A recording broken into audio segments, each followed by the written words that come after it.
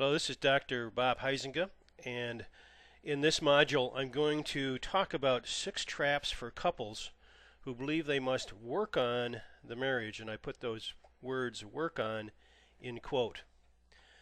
There's a belief in our culture that says you must work on the marriage to save it. In other words, you must put in a tremendous amount of effort, perhaps. You must make sacrifices. And this is especially important when the marriage is falling apart.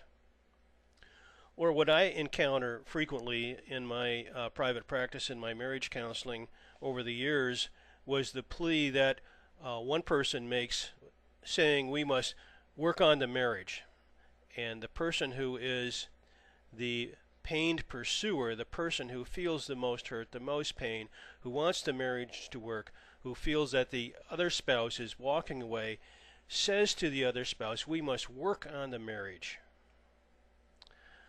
And there are very many typical ways to work on the marriage in our society. A popular one is joint counseling, to recommend that someone who's having a marriage problem go to joint counseling to work on their marriage. Or there are many marriage encounters, many marriage retreats for couples that you can sign up for, where you can go and the couples can again work on the marriage. Or you can read self-help books on marriage, and there are thousands, literally thousands, probably tens of thousands of those. Matter of fact, I had one person I coached who with her husband would read a self-help book periodically. They had a time scheduled in which they would read the self-help book. Her husband was an attorney, so he enjoyed reading the concepts, but was always kind of critical of the concepts. But anyway, that was a strategy that she used to try to work on the marriage. Some believe that it's important to go back and date again, try to treat the other person as a special type of person. That's a form of working on the marriage. Another popular one is to be romantic, be more romantic. Usually one spouse is seeking the romance, so the other tries to be or works on being more romantic, even though it may feel or seem difficult. Another way to work on the marriage is to set aside times to talk, especially about feelings. And the theory here is that if we sit down and if we can talk about our feelings, then the marriage somehow is going to be better. Here's some more ways. Consciously meet his or her needs. And there's a lot written about meeting each other's needs and the effectiveness of that, and it can be effective, but my take is it's effective for a fairly short period of time. Another way to work on the marriage is to control your behavior and be nice. Just try to change your behavior, be pleasant, be nice, be a nice person to be around. Or to do more errands or to contribute around the house. One spouse may be complaining that the other spouse doesn't do enough, and so that spouse can jump in and do more errands, cook meals, whatever.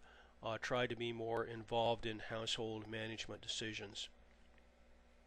Another way to work on the marriage is to go on a vacation together. And I know of a couple, the couple that I was coaching, who spent $33,000 to go on a vacation together. The first 3 days were fairly tense. The last 4 days were heaven. They were beautiful. Then they came back home and they came back to the same problems, the same issues again. $32,000 poorer, but at least they had their vacation together.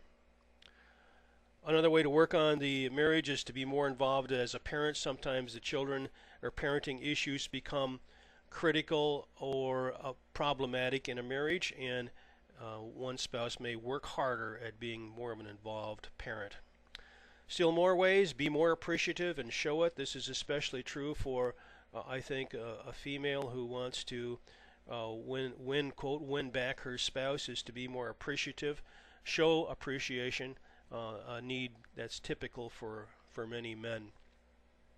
Or learn new communication skills. And again, there are books and resources and all kinds of things that you can look at that will teach you communication skills. Again, you can work on communication skills.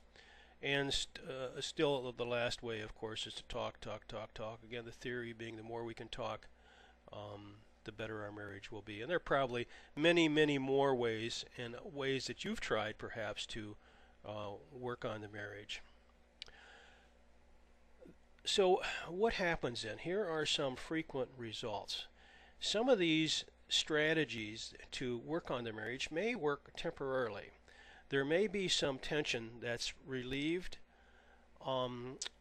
As I look back on my 20 plus years as a therapist, a marriage and family therapist in private practice, I believe that a lot of couples who came to my office did indeed find relief. And that's what they were primarily concerned about. They wanted relief from the pain. And so we would work on kind of reestablishing a balance in the relationship in which the pain subsided and they felt better. But again, that tension relief is often temporary. Couples easily revert back to the pain and the old patterns that were there in the first place. Another result is that the elephant probably is still sitting in the marriage. Working on the ways that we just described to save the marriage often means that a couple avoids or doesn't want to talk about that elephant or that problem or that issue that is at the core of their pain and their distance. Another result is that working on the marriage is always, and I'm going to use this word always, is always a one-sided effort. In other words, one person, one spouse, is more emphatic about working on the marriage than the other spouse.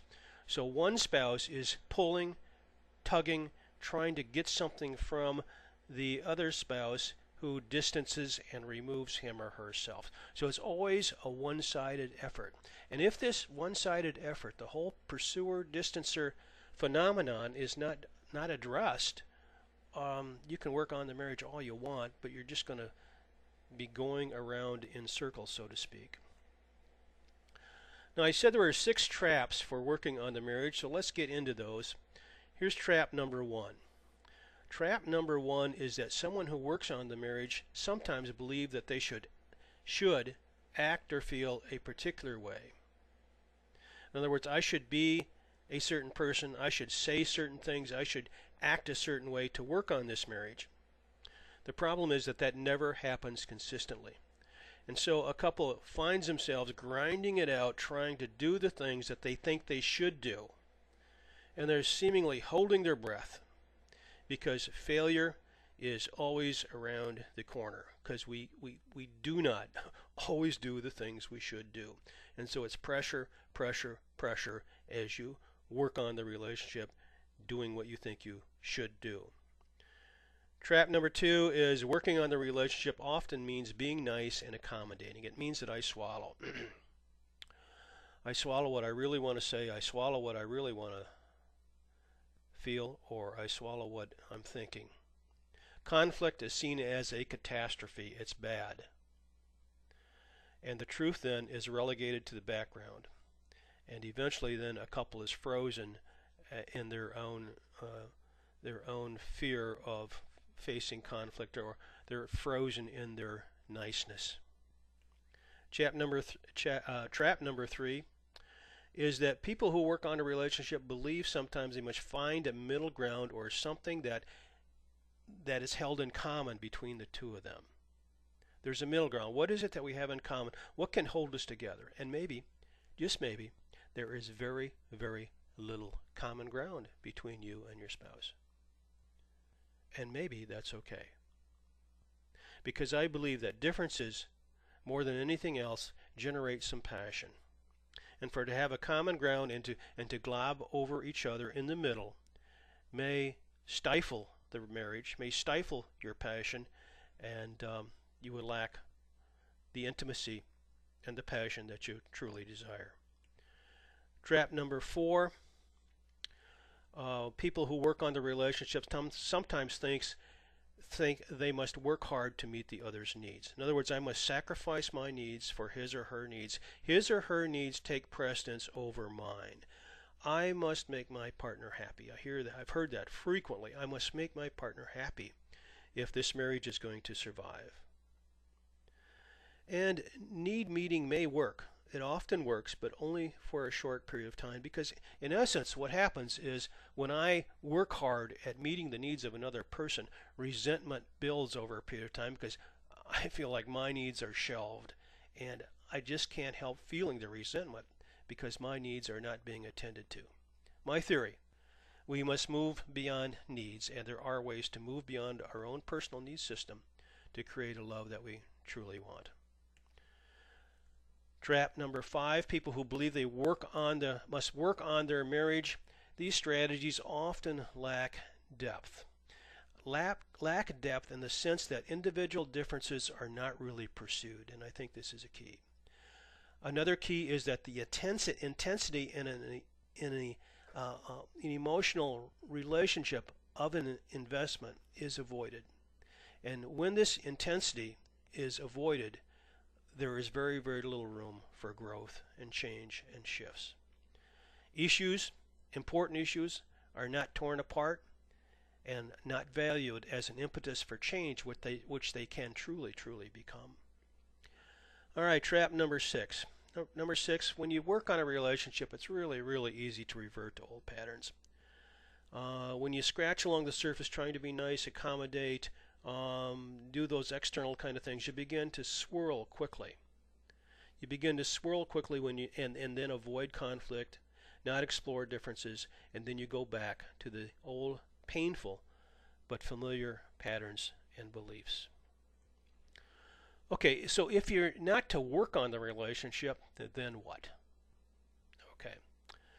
Working on it means forcing it, and instead of forcing it, I give you 6 shifts you can make away from the pressure of working on it that will create an atmosphere of freedom and expectancy from which you can base your growth and change.